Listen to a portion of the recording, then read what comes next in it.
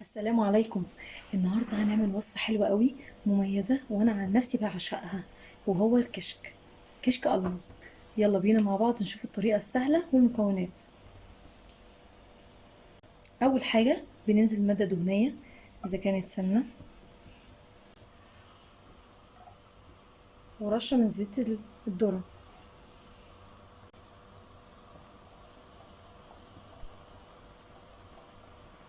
واكون عندي بصلاية مبشورة. هشوح البصلة بتاعتي كويس قوي.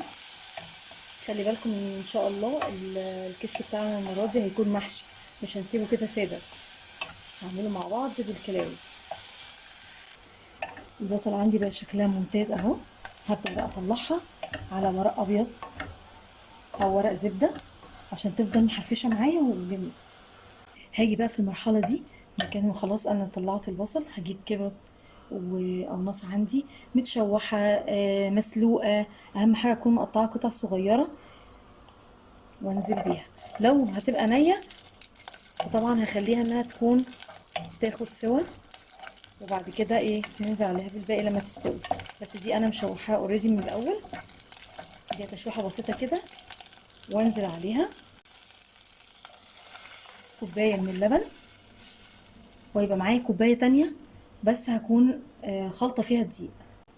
انا هنا بكوبايه اللبن التانية حطيت عليها 3 معالق كبار من الدقيق. على فكره انت لو مش عايزه ان انت تحطي الكميه كلها لبن، ممكن ان انت تحطي نص الكميه لبن والنص التاني يكون شوربه او ميه وعليها مرقه دجاج يعني. عايزه ان انت ما تحطيش لبن خالص، ممكن ان انت تبدلي معاه بالقشطه، برضو بيديكي نفس النتيجه ممتازه جدا.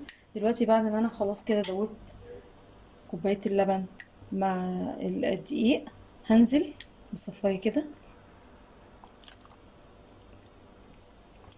الخطوة دي مهمة قوي قوي. ليه؟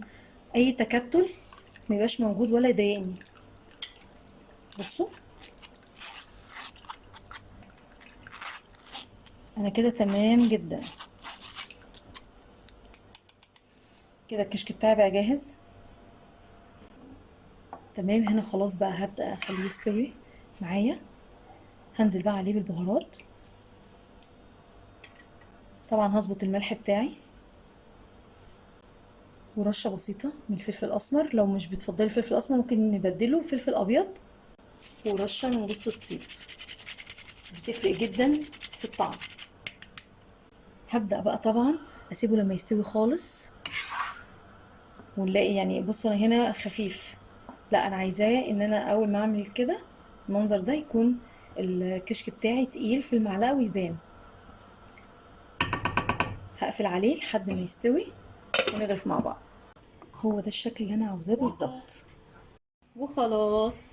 وده كان الشكل النهائي بتاع الكشك بتاعنا، ممتاز وحلو جدا. جربوه ومش هتندموا. ويا رب لو قدرت ان انا اوصل لكم المعلومه تدعموني بسبسكرايب لايك وشير عشان يوصلكم كل جديد. باي باي.